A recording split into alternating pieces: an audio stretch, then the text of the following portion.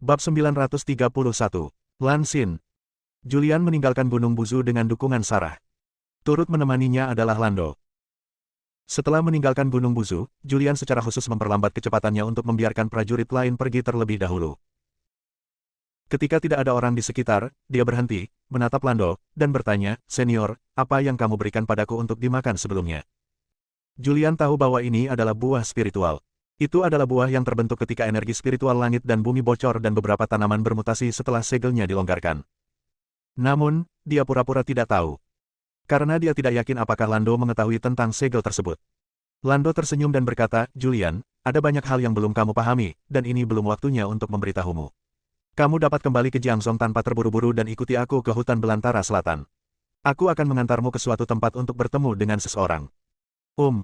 Julian tampak bingung dan bertanya, "Pergi ke hutan belantara selatan, suatu tempat, dan siapa yang akan kamu temui? Kamu akan tahu kapan kamu pergi." Mendengar ini, Julian memandang Sarah. Sarah tahu apa yang ingin dia katakan dan segera berkata, "Tidak apa-apa, aku akan kembali sendiri." "Tidak, lebih baik aku menghubungi kakek dan memintanya untuk mengantarmu kembali." Julian berencana pergi ke Nanhuang untuk berjalan-jalan, tapi dia mengkhawatirkan Sarah. "Setelah dipikir-pikir, saya merasa ini tidak pantas. Bagaimanapun, jaraknya tidak terlalu jauh dari hutan belantara selatan. Jika Anda naik pesawat, hanya perlu beberapa jam. Dimitri akan mengantarnya." "Oke, kamu ikut aku." Sarah mengangguk. Meski tanggal kelahirannya sudah dekat, perutnya tidak menunjukkan reaksi sama sekali. Sepertinya bayinya belum akan lahir dalam beberapa hari. Setelah mencapai konsensus, mereka bertiga menuju ke Southern Wastelen bersama-sama. Southern Wastelen, pegunungan tempat Tianshan Pass berada. Di bawah kepemimpinan Lando, Julian dan Sarah datang ke pegunungan yang dalam dan berdiri di atas tebing. Sarah pernah ke sini sebelumnya. Pada awalnya, dia mengejar Julian ke tempat ini, dan bahkan turun ke sana, tetapi ada formasi di dasar jurang, dan dia tidak memahami formasi tersebut, jadi dia berbalik. Julian memandang Lando dan bertanya, "Senior, siapa yang kamu temui? Kamu akan tahu begitu kamu pergi ke sana." Tubuh Lando berkelebat, jatuh dari langit dan terbang menuju dasar tebing. Julian melirik Sarah dan bertanya, "Apakah tidak apa-apa?" Sarah tersenyum dan berkata, "Tidak ada yang mustahil." Dia mengaktifkan energinya dan mengikuti Lando. Julian juga mengikuti dari belakang. Tak lama kemudian, 3 orang muncul di bawah. Tata letak tempat ini sangat aneh, merupakan formasi magis. Jika Anda tidak memahami formasi tersebut dan memasukinya, Anda akan terjebak hingga kelelahan. Di bawah kepemimpinan Landuo, Julian dan Sarah dengan mudah melewati formasi dan memasuki gua batu alam. Pintu masuk goa ini tidak terlalu besar, namun terhubung ke segala arah di dalamnya, bahkan terdapat istana bawah tanah. Julian menjadi semakin penasaran, siapa yang dibawa Lando ke sini untuk ditemui. Namun, Lando tidak mengatakan apa-apa, dan dia tidak bertanya. Di bawah kepemimpinan Lando, Julian dan Sarah datang ke bagian terdalam dari istana bawah tanah. Ada penjara besi di sini, dan orang ini dipenjarakan di penjara besi. Lando berhenti di depan penjara besi. Meski dikatakan sebagai penjara besi, namun sebenarnya di dalamnya terdapat ruangan yang sangat bersih. Di dalam kamar, ada seorang wanita sedang duduk, dia mengenakan gaun putih dan berambut panjang. "Senior." Julian memiliki keraguan di wajahnya dan bertanya, "Siapa ini? Mengapa Anda membawa saya menemuinya?" "Namanya Lan Xin." Lando memandangi orang-orang yang dikurung di ruang sel besi. Sebenarnya ini bukanlah penjara besi. Itu hanya sebuah ruangan, tapi ada pintu besi di luar ruangan. Lan Xin. Mendengar nama ini, mata Julian tiba-tiba menyusut. 3 tahun lalu, dia bertemu ayahnya James dan mempelajari beberapa hal. Ayahnya mengatakan nama ibunya adalah Lan Xin. Saat ini, jantungnya berdebar kencang. Lando memandang Lan Xin di penjara besi, menghela nafas pelan, dan berkata, "Dia adalah saudara perempuanku. Dia adalah putri kaisar. Bakatnya dalam seni bela diri sangat menakutkan. Tidak peduli jenis seni bela diri apa, dia bisa menguasainya sekilas. Ketika dia berusia 18 tahun, dia menjadi mahir dalam seni bela diri dan memasuki alam ke-8 melalui kerja kerasnya sendiri." Lando berbicara dengan lembut dan menceritakan beberapa hal tentang Lan Xin. "Ribuan tahun yang lalu, ayahku memimpin orang untuk membunuh penyuruh, tetapi gagal. Ayahku berencana untuk mengatur ulang dan membunuh penyuruh. Namun, secara kebetulan, dia mengetahui tentang makam kaisar pertama, jadi dia memasuki makam tersebut darah kaisar pertama. Phoenix diperoleh di mausoleum. Ayahku dan aku baik-baik saja setelah meminum darah Phoenix. Namun, setelah adikku meminum darah Phoenix, dia mengalami kecelakaan dan menjadi setengah gila dan setengah iblis. Dia telah berada dalam kondisi iblis selama ribuan tahun. Lama istilah demonisasi menyebabkan kerusakan saraf, hanya beberapa tahun sadar. Lebih dari 30 tahun yang lalu, saudara perempuanku keluar dari penjara bawah tanah dan melarikan diri keluar. Mendengar ini, Julian menahan napas. Dia menatap tajam ke arah wanita yang dipenjara di ruang bawah tanah. Wanita itu lembut dan cantik, seperti foto yang dilihatnya. Saat ini, dia yakin. Pria ini adalah ibunya. Itu ibunya. Pupil matanya tidak bisa tidak memerah, dan ada tanda-tanda air mata mengalir. Lando melanjutkan, setelah adikku melarikan diri keluar, darah burung Phoenix di tubuhnya pecah, menyebabkan dia kerasukan. Dia ditekan dengan paksa, dan akhirnya terluka. Secara kebetulan, dia diselamatkan oleh James, yang merupakan ayahmu. Setahun kemudian, kamu lahir. Dan saya juga menemukan saudara perempuan saya dan membawanya kembali dengan tenang. Mama. Julian memandang wanita cantik tapi tak bernyawa di penjara besi, yang tampak seperti mayat berjalan, dan tidak bisa menahan diri untuk tidak berteriak. Dia menatap Lando lagi. Dia tidak menyangka kalau Lando adalah pamannya. Terlebih lagi, dia tidak menyangka bahwa Pangeran Lanling adalah kakeknya. Sekarang, dia akhirnya tahu kenapa Lando membantunya secara diam-diam. Ternyata itu adalah pamannya. Ibuku, dia, bagaimana kabarnya? Julian mendekati penjara besi dan melihat wanita di dalamnya. Lando berkata, situasinya sangat buruk. Darah Phoenix berdampak besar padanya, menyebabkan dia menjadi sedikit gila. Jadi ayahnya mengambil tindakan dan menyegel Qi-nya. Jika tidak, penjara besi kecil ini tidak akan mampu melakukannya. Menjebaknya sama sekali. Bolehkah aku pergi melihatnya? Lihat ibu. Arus hangat melonjak di hati Julian. Selama 30 tahun, dia bermimpi bertemu ibunya. Sekarang, saya akhirnya melihatnya. Lando membuka penjara besi. Julian masuk. Begitu dia memasuki ruangan, Lansin tiba-tiba berdiri, seperti binatang gila, dan ingin segera keluar. Lando menghindar dan muncul di depan Lansin, mengetuk titik akupunkturnya, dan dia menjadi tenang. Landa membantunya duduk. Julian berdiri di depan Lansin, melihat penampilannya, dia tidak bisa menahan cemberut, dan segera mengambil tangan putihnya dan memeriksa denyut nadinya. Tidak ada gunanya. Lando menggelengkan kepalanya sedikit dan berkata, jika bisa diselamatkan, ayahku pasti sudah mengambil tindakan sejak lama. Setelah Julian memeriksa luka Lansin, dia menemukan bahwa saraf Lansin benar-benar rusak, tetapi bukan karena tidak ada peluang untuk menyelamatkannya, itu hanya sedikit merepotkan. Mama! Dia berlutut dan berteriak. Titik akupuntur Lansin disadap, dan dia duduk dengan lesu di tempat tidur. Ketika dia mendengar tangisan, matanya yang kusam sepertinya mendapatkan kembali sedikit energi spiritual. Lando membuka kunci titik akupuntur Lansin. Lansin memandang Julian yang sedang berlutut di tanah, tampak bingung. Dia tidak tahu siapa ini atau mengapa dia berlutut di tanah. Bab 932, Pikiran Julian. Kamu. Lansin tampak bingung. Lando membantu Julian berdiri di tanah dan berkata, tidak ada gunanya. Dia tidak ingat apa-apa. Dia relatif tenang sekarang. Sekali dia menjadi gila, itu akan sangat menakutkan. Ayo keluar dulu. Dia membantu Julian pergi. Istana bawah tanah. Di sebuah ruangan. Julian mengerutkan kening. Dia memeriksa luka Lansin, lukanya serius dan sarafnya mengalami trauma sehingga sulit untuk diobati. Dari awal sampai akhir, Sarah tidak mengatakan apa-apa, dia hanya diam di sisi Julian. Setelah Julian memikirkannya, dia melihat ke arah Lando yang berdiri di samping. Dia tidak pernah menyangka bahwa Lando sebenarnya adalah pamannya. Paman. Dia menatap Landa. Lando tersenyum dan berkata, saya tidak ingin memberitahu Anda hal-hal ini secepat ini, tetapi Anda telah memasuki alam ke-9 dan memenuhi syarat untuk mengetahui hal-hal ini. Saya membawa Anda menemui ibumu bukan untuk meminta Anda menyembuhkannya. Aku tahu kamu punya kemampuan ini, tapi sekarang aku ingin memberitahumu hal lain. Julian bertanya, ada apa? Lando berkata, inilah rahasia yang ditemukan ayahku di makam kaisar pertama saat itu. Mendengar ini, hati Julian tergerak. Lando melanjutkan, ribuan tahun yang lalu, ayahku memasuki makam kaisar pertama. Faktanya, kaisar pertama tidak meninggal, tetapi pergi ke tempat khusus. Tempat tertutup. Julian bertanya ragu-ragu. Apa, kamu tahu? Lando terkejut. Apa yang terjadi di tanah tertutup benar-benar sebuah rahasia. Tidak ada seorang pun di dunia yang mengetahuinya kecuali dia dan ayahnya. Ada keterkejutan di ekspresinya, dan dia memandang Julian dengan ragu. Julian tersenyum dan berkata, saya baru mengetahuinya, Arthur memberi tahu saya. Ternyata Arthur juga mengetahuinya. Lando berkata dengan ekspresi terkejut di wajahnya, aku tidak menyangka Arthur menyembunyikannya begitu dalam. Julian bertanya, Paman, seberapa banyak yang kamu ketahui tentang tanah tertutup?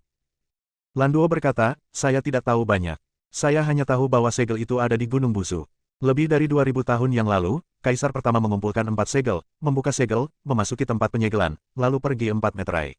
Di bumi, dan sebelum pergi, Kaisar pertama juga membangun sebuah mausolem dan meninggalkan catatan tentang tempat yang disegel di mausolem tersebut. Dari pemahamanku, bumi pada awalnya sangat besar, tapi entah kenapa tertutup rapat. Kaisar pertama juga meninggalkan pesan. Pada waktu khusus, jika Anda mengumpulkan segel, Anda benar-benar dapat membuka segel dan melepaskan energi spiritual bumi. Julian bertanya, Kaisar pertama membuka segelnya, bukankah itu benar-benar membukanya? Lando berkata, tidak, Kaisar pertama baru saja membuka pintu masuk, bukan pembukaan yang sebenarnya. Kaisar pertama berkata bahwa pembukaan yang sebenarnya membutuhkan waktu. Tidak dapat dibuka sebelum waktunya habis. Kaisar pertama meninggalkan ramalan, sekitar 10 tahun mulai sekarang. 10 tahun dari sekarang. Julian terkejut. Landuo mengangguk, ya, 10 tahun kemudian, Kaisar pertama juga mengatakan bahwa sebelum tiba waktunya untuk membuka segel, serangkaian perubahan akan terjadi di dunia. Sekarang perubahan sudah mulai terjadi, yang menunjukkan bahwa Kaisar pertama prediksi itu akurat. Julian bertanya, jadi, Anda juga tahu 4 segel? Ya, Lando mengangguk, saya tahu. Saya telah menelusuri keberadaan keempat segel itu selama bertahun-tahun, tetapi saya hanya mendapatkan 1 segel dan 3 segel lagi. Saya tidak tahu di mana segel itu hilang. Julian berkata, di tangan Arthur. Lando tiba-tiba menyadari, itu dia. Julian dan Lando berkumpul. Keduanya berbicara tentang tanah yang tersegel lagi. Mari kita bicara tentang tempat dibukanya segel dan perubahan di langit dan bumi.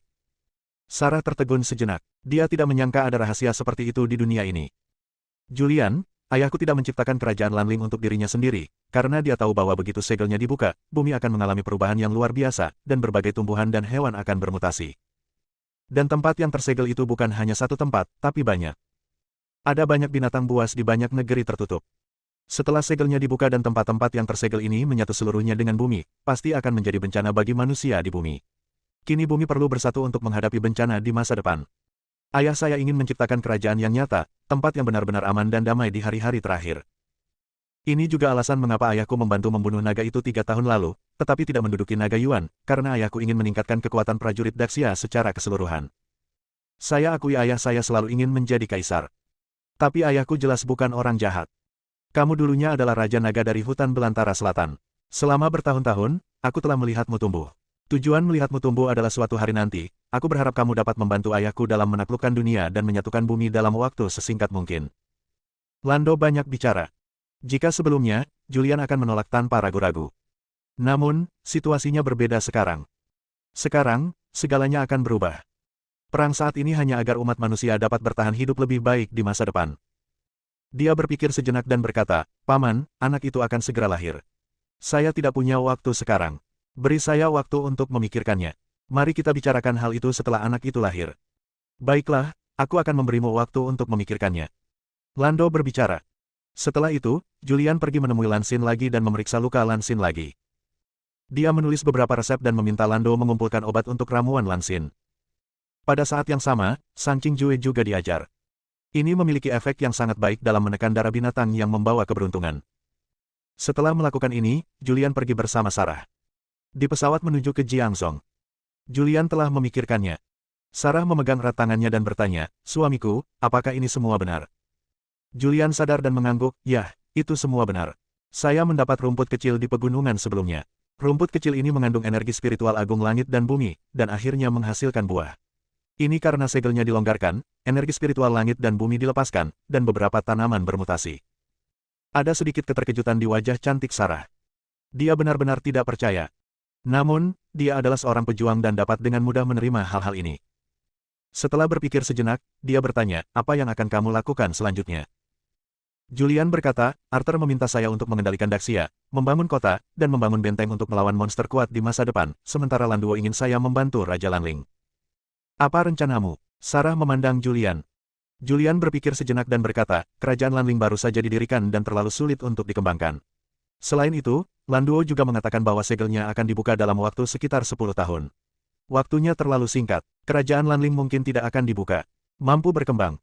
Adapun Daxia, ini adalah salah satu negara terbaik di dunia. Relatif mudah bagi saya untuk mengendalikan Daxia. Jika tidak terjadi apa-apa, saya akan mengendalikan Daxia dan membangun kota dan benteng. Julian juga punya rencananya sendiri. Membantu pembangunan negara Lanling terlalu lambat. Butuh waktu 10 tahun untuk mencapai hasil. Daripada membantu Raja Lanling, lebih baik menguasai Daxia, membangun kota, mengolah benteng, menyiapkan makanan, dan mempersiapkan hari kiamat berikutnya berdasarkan situasi Daxia saat ini. Suamiku, apapun yang kamu lakukan, aku akan mendukungmu. Namun, terlalu sulit bagimu untuk mencapai hal-hal besar sekarang karena kamu sendirian. Menurutku kamu harus mencari lebih banyak pembantu. Kamu hanya dengan cara ini masalah Daxia dapat diselesaikan dalam waktu sesingkat mungkin. Sarah meraih tangan Julian dan berkata, pergi dan temukan lebih banyak orang, Evelyn dan Taraf, orang-orang ini sangat mampu.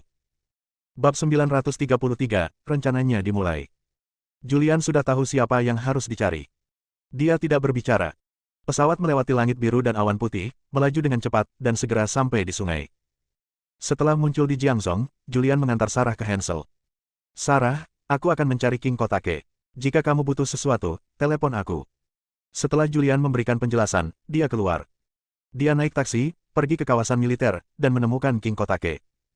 Dalam 3 tahun terakhir, Daxia relatif damai. Sebagai komandan pasukan pertama, King Kotake tidak terlalu sibuk dengan bisnis. Julian muncul dan dia secara pribadi menerima Julian. Wilayah militer, kantor King Kotake. King Kotake sangat antusias terhadap Julian, menuangkan teh dan menyajikan makanan ringan. Saudara Julian, mengapa kamu bebas mengunjungiku hari ini? Julian tampak serius dan berkata, saya datang kepada Anda kali ini karena saya ingin mendiskusikan hal-hal penting dengan Anda. Oh. King Kotake menjadi tertarik. Apa masalahnya? Saya ingin menjadi Raja Gritsia. Apa? King Kotake terkejut dan tiba-tiba berdiri, menatap Julian. Dia sangat ketakutan. Raja baru-baru berkuasa beberapa tahun. Dalam beberapa tahun terakhir, negaranya berkembang pesat, dan pencapaian politik Wang cukup bagus. Julian ingin menjadi Raja Daxia saat ini. Dia menarik napas dalam-dalam, duduk, memandang Julian, dan berkata dengan penuh arti, Saudara Julian, tahukah Anda apa yang Anda bicarakan? Pemilihan umum hanya diadakan setiap 30 tahun sekali. Kinerja politik Raja baru cukup bagus sekarang, dan dia tidak melakukan kejahatan apapun. Ini adalah kesalahan besar yang tidak bisa dibatalkan.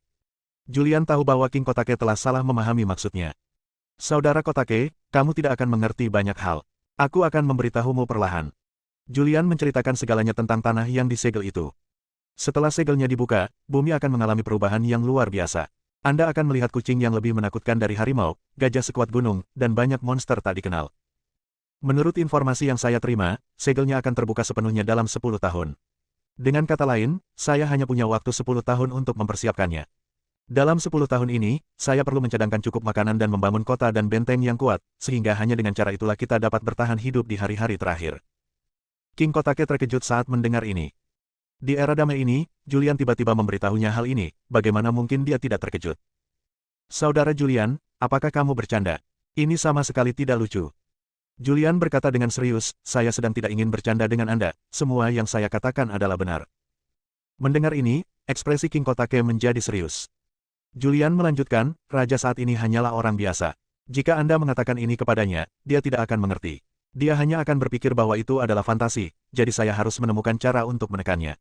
Saya bisa tidak melakukannya dengan jelas, lalu datang secara diam-diam, atau bahkan langsung melancarkan perang dan menduduki kota Kyoto secara paksa. Julian sama sekali tidak tertarik dengan posisi Wang. Namun, demi masa depan Daxia, dia harus melakukan ini. Julian. King Kotake tampak serius dan berkata, apa yang Anda bicarakan terlalu rumit. Daxia telah damai selama 100 tahun, dan tidak pantas bagi Anda untuk langsung melancarkan perang. Saya sarankan Anda pergi ke Kyoto untuk mencari yang lama. Raja dan Raja baru. Mari kita diskusikan, posisi Raja tetap tidak berubah, dan Anda akan tetap sama di belakang layar. Menurut King Kotake, dia tidak ingin Julian memulai perkelahian. Saya tidak ingin bertarung di dalam Daxia.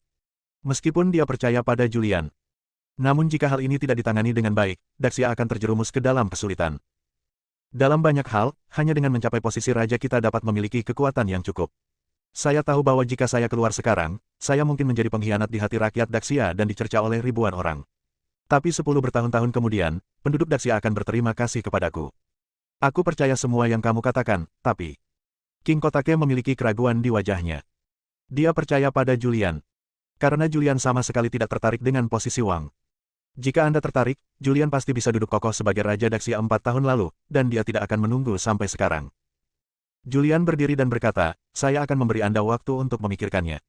Sebelum itu, saya masih harus pergi ke Beijing. Apapun yang terjadi, saya harus mendiskusikannya dengan Raja baru dan Raja lama.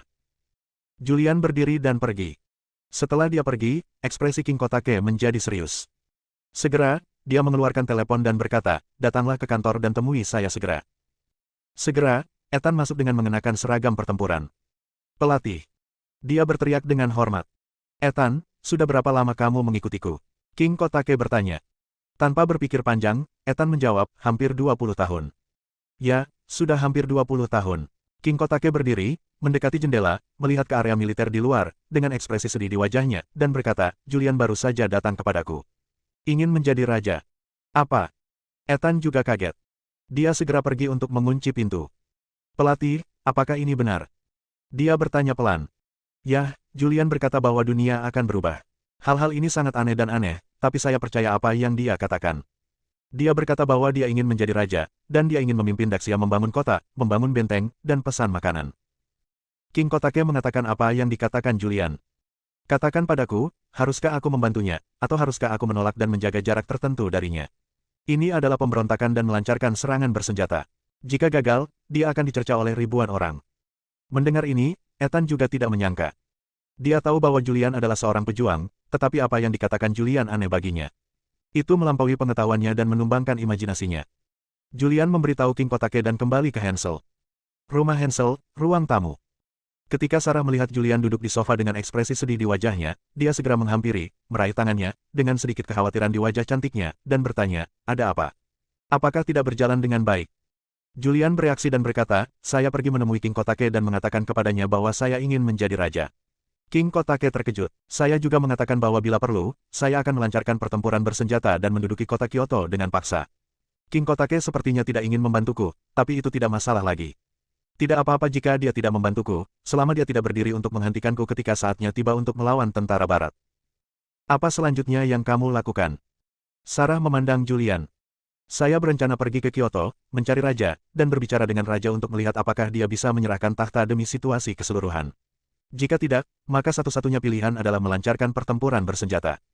Ya, Sarah mengangguk dan berkata, saya tahu bahwa semua yang Anda lakukan bukan karena Anda benar-benar ingin menjadi raja, tetapi demi rakyat Daxia.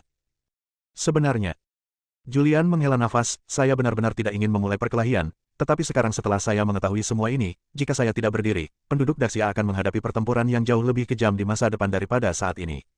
Jika kita mundur 10.000 langkah, jika pendudukan paksa kota Kyoto gagal, maka saya tidak punya pilihan selain mundur ke Wastelen Selatan, menggunakan kota naga Wastelen Selatan sebagai markas saya, dan berkembang di daerah sekitarnya cukup bagiku untuk melakukan sesuatu.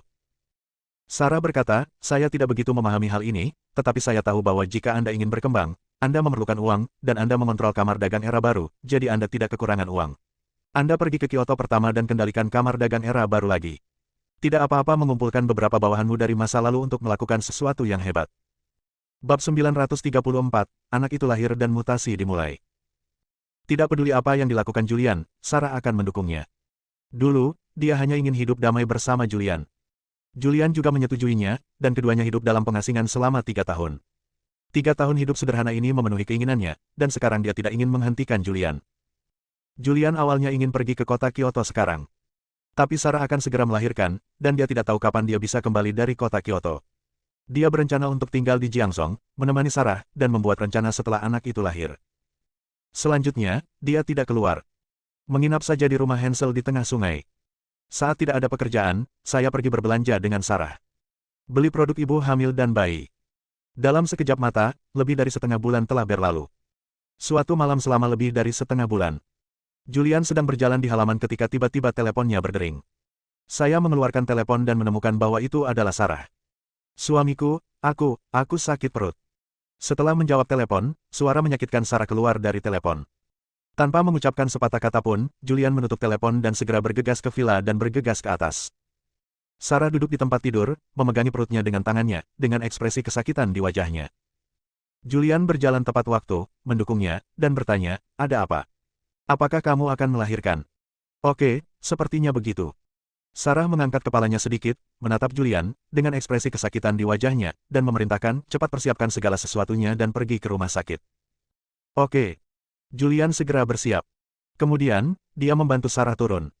Di lantai bawah, di ruang tamu, banyak anggota Hansel berkumpul. Melihat Julian membantu Sarah turun, Leona segera berdiri, dengan ekspresi khawatir di wajahnya, dan bertanya, Sarah, ada apa? Apakah dia akan melahirkan? Perut Sarah sangat sakit hingga air matanya mengalir. Julian berkata, dia akan melahirkan. Haha, oke, Nicholas segera berdiri. Anggota Hansel lainnya berdiri dengan gembira di wajah mereka. Julian membantu Sarah keluar, dan kemudian pergi ke rumah sakit. Setibanya di rumah sakit, dokter memeriksa kondisi fisik Sarah, meminta Julian menandatangani beberapa dokumen, dan kemudian mendorong Sarah ke ruang bersalin. Julian dan Hansel menunggu dengan sabar di pintu. Julian sangat cemas. Dia sangat mengkhawatirkan Sarah dan berjalan dengan cemas melewati pintu ruang bersalin. Penantian ini berlangsung lebih dari 2 jam. Segera, seorang perawat keluar, melepas topeng di wajahnya, dan berkata sambil tersenyum, "Selamat, ini seorang putri. Beratnya 7 pon.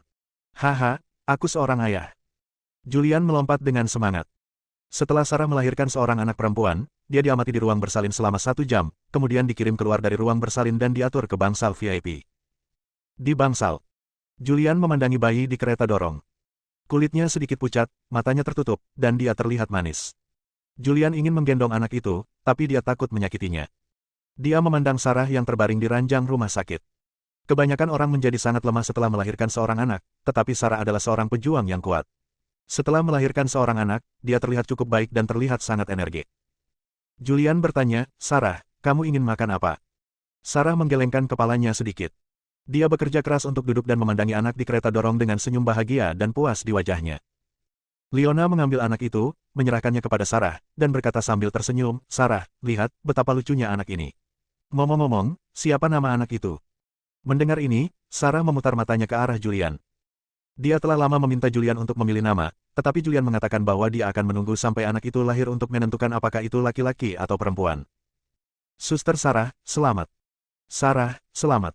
Keluarga Hansel terus memberi selamat padanya. Nicholas memandang orang-orang di ruangan itu dan berkata, "Oke, semuanya kembali, Sarah perlu istirahat." Anggota Hansel pergi satu demi satu. Segera, hanya Julian dan Sarah yang tersisa di bangsal. Meskipun Sarah adalah seorang pejuang, dia juga sangat lelah dan tertidur di tempat tidur. Julian tidak bisa tidur, jadi dia duduk di samping dan menatap anak itu dengan bingung. Beberapa saat kemudian, anak itu mulai menangis. Julian langsung panik setelah menangis. "Sarah, cepatlah, anak itu menangis." Dia membangunkan Sarah. Sarah berguling, menggendong bayi itu di kereta dorong, dan mulai membujuk anak itu. Namun, anak itu tetap menangis dengan sangat sedih. Sarah tidak tahu harus berbuat apa dan memanggil perawat. Tak lama kemudian, seorang perawat masuk. Perawat mengatakan bahwa anak itu lapar. Belakangan, Sarah diajari cara menyusui anaknya. Setelah sekian lama bekerja, anak tersebut akhirnya kenyang dan tertidur. Tapi Sarah kurang tidur. Dia bersandar di tempat tidur dan bertanya, "Suamiku, siapa nama anak itu?" "Ah." Julian tertegun dan berkata, "Tidak, saya tidak memikirkannya." Julian menggaruk kepalanya dan berkata sambil tersenyum, "Kamu bisa memanggilku apapun yang kamu mau." Sarah juga memikirkannya. Sebelum anak itu lahir, dia memang memikirkan banyak nama, baik untuk laki-laki maupun perempuan. "Bagaimana kalau memanggilku Vivi Visser? Sederhana dan menyenangkan." "Baiklah, terserah kamu," Julian berkata sambil tersenyum. Dengan senyum puas di wajah Sarah, dia menguap dan berkata, "Saya sedikit mengantuk.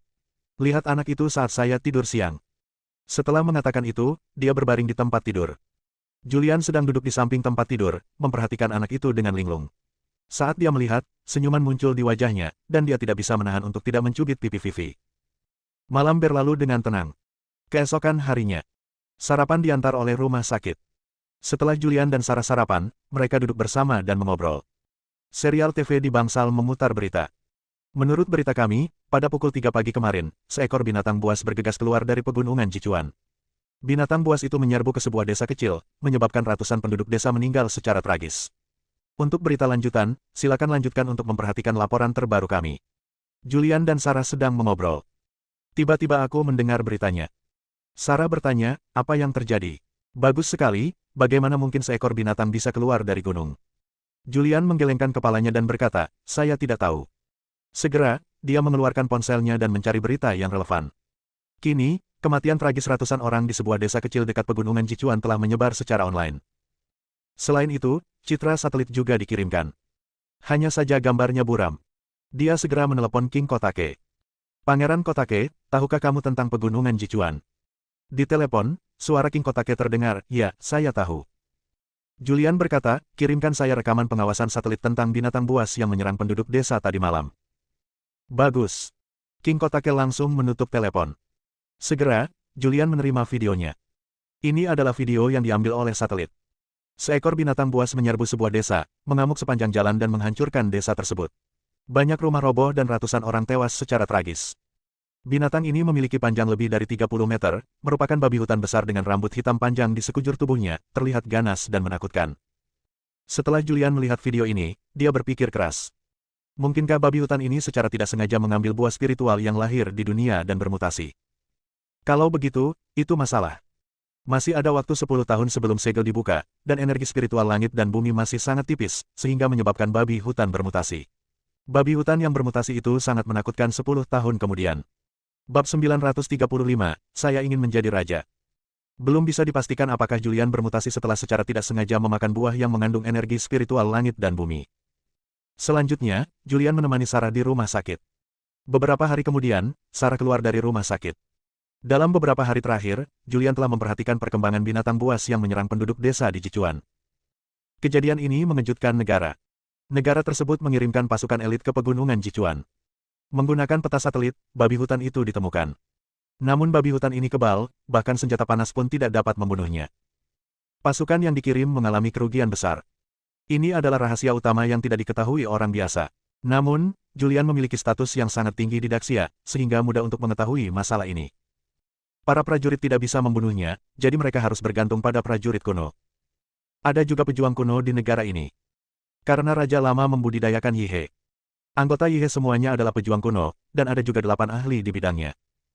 Di bawah pengepungan dan penindasan para prajurit kuno Yihe, binatang ini terbunuh. Namun, Yihe juga menderita kerugian besar. Beberapa prajurit dari alam kelima mati. Para pejabat juga melaporkan bahwa babi hutan itu telah dibunuh. Baru pada saat itulah masyarakat merasa nyaman. Setelah mengetahui bahwa binatang itu dibunuh, Julian juga menghela nafas lega. Dia berada di Jiangzhong, merawat Sarah. Namun, hanya beberapa hari kemudian. Di sebelah barat Daxia, di sebuah gunung besar, muncul cahaya hitam, lalu seekor ular sepanjang puluhan meter berlari keluar dan menyerbu ke dalam kota, menyebabkan banyak orang tewas secara tragis. Akhirnya, Yihe keluar lagi untuk menghancurkannya. Membunuh. Hanya dalam 10 hari, binatang buas muncul 2 kali berturut-turut. Hal ini menimbulkan kepanikan. Julian tahu bahwa ini adalah hewan yang bermutasi setelah memakan buah aneh tersebut, dan menjadi jauh lebih kuat. Dia tahu bahwa dia tidak bisa menunggu lebih lama lagi dan harus mengambil tindakan sesegera mungkin. Karena akan semakin banyak hal seperti ini. Sarah, aku ingin pergi ke Beijing. Sarah menggendong bayi yang belum genap berusia 1 bulan itu, mengangguk dan berkata, baiklah, silakan saja, saya di sungai, saya akan merawat bayi itu. Maaf, aku tidak bisa bersamamu. Tidak apa-apa, ini penting. Sarah sangat optimis. Setelah Julian menyapa Sarah, dia segera menghubungi King Kotake dan naik pesawat khusus ke kota Kyoto. Setelah sampai di Kyoto, dia tidak langsung pergi ke Istana Tianan untuk mencari raja, melainkan pergi ke markas Tentara Api Merah terlebih dahulu. Kevin sekarang menjadi Panglima Tentara Api Merah. Kevin juga orang kepercayaannya. Markas Besar Tentara Api Merah, Kantor Komandan Langit. Kevin mengenakan jubah pertempuran api merah dan tampak agung, tapi ketika dia melihat Julian, dia masih memanggilnya, bos, dengan hormat. Bos, ada apa dengan kunjunganmu ke Beijing kali ini? Kevin, bagaimana kekuatanmu sekarang? Julian bertanya. Kevin berkata sambil tersenyum, saya mengambil naga Yuan dan darah naga. Dalam 3 tahun terakhir, kekuatan saya meningkat pesat. Sekarang saya telah mencapai alam ke-8 dan tangga 3 tingkat. Long Yuan telah menciptakan banyak orang kuat. 3 tahun lalu, Kevin baru saja mengembangkan Qi, hanya pada tingkat pertama. Hanya dalam 3 tahun, dia mencapai 8 alam dan 3 tangga. Kecepatan ini sungguh menakutkan. Ya, sangat bagus. Julian menghargainya, dan segera berkata dengan ekspresi serius, selama periode ini, pertama seekor babi hutan menyerang desa, dan kemudian seekor ular piton besar menyerbu ke kota. Anda harus mengetahui hal-hal ini, bukan? Kevin mengangguk, kenapa kamu tidak tahu? Aku hanya bertanya-tanya, bagaimana bisa ada babi hutan dan ular piton sebesar itu, dan mereka tidak biasa, mereka telah menguasai energi sebenarnya, itu sangat menakutkan. Julian berkata, sebenarnya ini hanya disebabkan oleh mutasi hewan. Mutasi. Kevin terkejut. Julian menceritakan tentang tempat tersegel dan pelepasan energi spiritual langit dan bumi. Benar-benar. Kevin tampak serius dan berkata, jika ini benar, dunia akan berada dalam kekacauan. Julian mengangguk dan berkata, itu benar sekali. Saya datang kepada Anda kali ini untuk masalah ini. Masih ada 10 tahun sampai segelnya dibuka. Sekarang binatang seperti itu telah lahir. Tidak terbayangkan bahwa binatang itu akan muncul dalam 10 tahun. Betapa menakutkannya. Saya perlu mengendalikan Daxia sekarang, membangun kota yang kuat, membangun benteng, dan menyimpan makanan. Saya butuh bantuan Anda. Jika perlu, gunakan kekuatan untuk menjatuhkan kota Kyoto. Kamu akan mengendalikan Daxia musim panas. Kevin segera berdiri tegak, dengan ekspresi serius di wajahnya, dan berkata, saya mendengarkan bos. Saat bos memberi perintah, tentara api merah akan segera mengepung kota. Julian berhenti sebentar dan berkata, "Jangan khawatir, saya akan pergi menemui raja dulu dan berdiskusi dengannya sebelum membuat rencana. Sudah kubilang, aku hanya ingin kamu bersiap-siap, karena waktu hampir habis. 10 tahun itu singkat." Ya. Setelah Julian bertemu Kevin, dia segera pergi dan menuju ke Istana Tianan. Istana Tianan adalah pejabat tertinggi Daxia dan kediaman Raja Daxia. Tidak ada orang luar yang diizinkan memasuki tempat ini, tetapi status Julian di Daxia sebanding dengan raja, jadi dia dengan mudah memasuki Istana Tianan. Hanya saja Wang sedang rapat sekarang. Dia sedang menunggu di Istana Tianan. Sebelum raja baru datang, raja lama muncul. Raja lama sekarang menjadi raja berdampingan Yizi, membantu raja baru dalam mengelola Daxia. "Julian, sungguh mengejutkan. Aku tidak menyangka kamu akan datang ke kota Kyoto lagi." Raja lama berbicara, dengan senyuman di wajahnya, lalu mengeluarkan sebatang cerutu dan menyerahkannya. Lalu dia melepas mantelnya dan melemparkannya ke bayangan di belakangnya. Julian mengambil cerutu yang dilemparkan oleh raja lama. "Saya datang ke kota Kyoto kali ini untuk urusan besar." "Oh." Raja lama menjadi tertarik dan bertanya, "Apa masalahnya?" Julian berbicara tentang binatang yang muncul terus-menerus selama periode ini. Pertama ada babi hutan yang panjangnya lebih dari 30 meter, lalu ada ular piton yang panjangnya puluhan meter. Apakah menurut Anda ini suatu kebetulan? Lalu apa? Raja lama memandang Julian. Julian berkata, "Ini sebenarnya adalah tanda kekacauan di dunia. Saya tidak akan menyembunyikannya dari Anda. Sebagian besar bumi telah disegel. Sekarang segelnya telah terlepas, energi spiritual akan bangkit kembali." Julian bercerita tentang tanah yang disegel. "Lucu." Raja lama tersenyum dan berkata, "Julian, apakah kamu bercerita? Ini adalah zaman sains. Tempat tertutup seperti apa dan pemulihan energi spiritual seperti apa? Apakah ada dasar ilmiah untuk ini? Oke, berhentilah membuat masalah. Kamu kembalilah, ini waktunya lakukan saja sesukamu." Raja lama sama sekali tidak percaya dengan apa yang dikatakan Julian. Julian mengerutkan kening. Dia belum mengatakan bahwa dia ingin raja baru turun tahta. Dia mengerutkan kening, memandang raja lama, dan berkata, "Saya telah mengenal Anda selama bertahun-tahun, dan Anda harus tahu siapa saya.